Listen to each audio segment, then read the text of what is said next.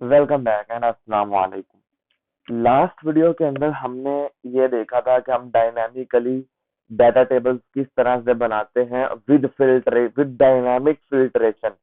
I will give you example again, क्या कि मैं क्या कहना चाह रहा हूँ, यू विल सी। हमने लास्ट वीडियो में भी यही देखा था कि हम एक डाटा टेबल बनाएंगे डायनामिकली जो कि गूगल शीट के डाटा से डायरेक्टली आ रहा होगा। आप यहाँ पर देख सकते हैं जो कि Google sheet ID name package expire status picture. तो ये देखिए ID name package expire status picture. Okay, तो यहाँ पर अगर मुझे एक अदद और पैकेज की फील्ड चाहिए, मुझे एक अदद और कॉलम चाहिए पैकेज का, तो मैं यहाँ पर सिंपली आगे एक अदद पैकेज का इंसर्ट करूंगा और उसके अंदर डाटा इनपुट कर दूंगा। और यहाँ पर देखिए पैकेज एक है, और जैसे ही मैं यहाँ पर आकर इसको रिफ्रेश करूंगा तो ये देखिएगा मेरे पास यहाँ पर एक अदद और पैकेज यहाँ पर ऐड हो चुका है। ये देखिए, आपने ये देखा, और उसी के साथ साथ ऑटोमेटिकली एक अदद फिल्टर भी हो गया। ऑटोमेटिकली एक अदद फिल्टर भी आ गया मेरे पास, और उसके अंदर ड्रॉप डाउन भी ऑटोमेटिकली आ गए। How this drop down comes automatically, so I will, अब मैं आपको बताता हूँ इसके पीछे लॉजिक क्या लगाया मैंने। ठीक है, अब मैंने क्या किया, मैंने डायनेमिकली उसको बनाया, गूगल शीट के डाटे को डायनेमिकली मैंने उसको बना दिया। अब मैंने क्या कहा, एक मैंने फंक्शन बनाया, उसके अंदर मैंने उसको ये कहा कि ये देखिए यहाँ पर आप 5 5 है, 2 दफा 5 5 है, 10 है, 12 है, 20 है। ठीक है, ये दोबारा भी आ रहे हैं। मैंने यहाँ पर इससे कहा कि आपने यहाँ पर दोबारा, ठीक है, यहाँ पर आपने मुझे मल्टीपल वैल्यूज नहीं दिखानी। ठीक है, मुझे इनकी कॉपीज नहीं दिखानी, जो वैल्यू मल्टीपल टाइम्स है मुझे सिर्फ एक दफा दिखाओ। अब जो 5 है, मैं यहाँ पर अगर फिल्टर करता हूँ तो ये देखिए डाटा फिल्टर सक्सेसफुली, और यहाँ पर ये देखिए मुझे सारे हैं। मैंने इसे कितनी, अब 408 एंट्रीज है इसकी।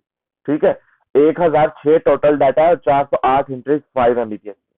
मैंने इसे कहा कि मुझे मल्टीपल वैल्यूज ना दिखाओ, मुझे सिर्फ जो 5 है ड्रॉप डाउन में मुझे उसका जो है ना दिखाओ, सेपरेट मुझे ना दिखाओ। जो अगर 5 मल्टीपल टाइम है मुझे एक दफा दिखाओ।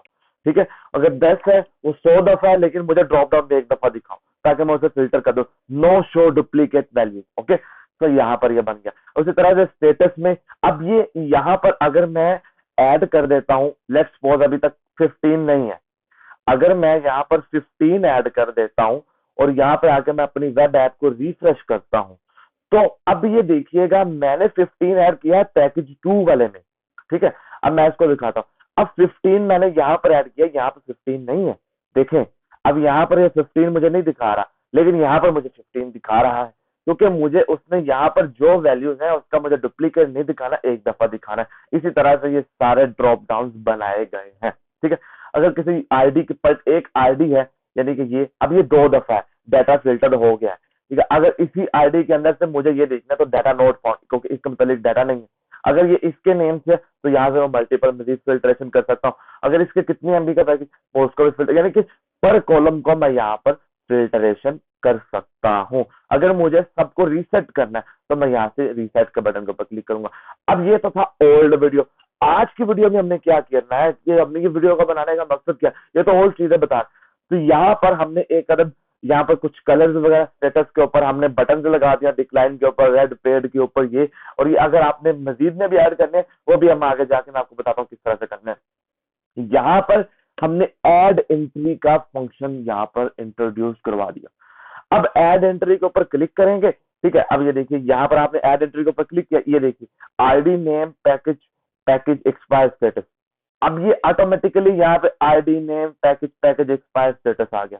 अगर लेट्स सपोज मुझे एक्सपायर एक और चाहिए, मैं यहाँ पर जो है इंसर्ट कर लेता हूँ और मुझे यहाँ पर एक्सपायर का एक और चाहिए। अब ये देखिए यहाँ पे एक्सपायर एक है, let's suppose I will give him a name of expire 2। तो यहाँ पर मैं जब अपनी वेब ऐप को रिफ्रेश करने के लिए जाऊंगा, ठीक है, तो यहाँ पर ये मेरे पास जो है वो यहाँ पर एक्सपायर 2 भी आ चुका है। अब जैसे ही मैं ऐड एंट्री के ऊपर क्लिक करूंगा तो मेरे पास यहाँ पर भी एक्सपायर 2 आ जाएगा।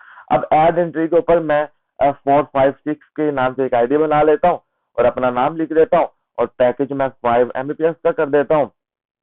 ठीक है, 5 Mbps का, और यहाँ पर भी मैं 10 Mbps का कर देता हूँ।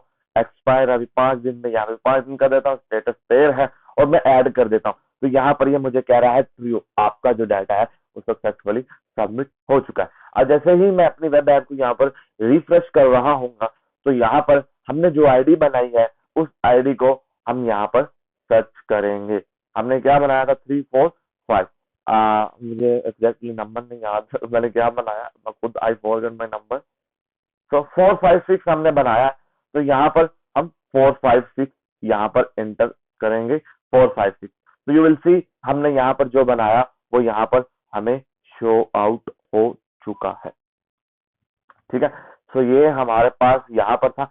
अब यहाँ पर आगे हमारे पास कुछ चीजें, यहाँ पर ये हमने बटन डिजाइन कर दिए हुए हैं कि बटन को हमने किस तरह से, अगर पेड है तो किस तरह का बटन है, अनपेड है किस तरह का, डिक्लाइन है तो किस तरह का। अगर आपने मजीद ऐड करने हैं तो आप एल्स की कंडीशंस को यूज करके मजीद बटन भी ऐड कर सकते हैं।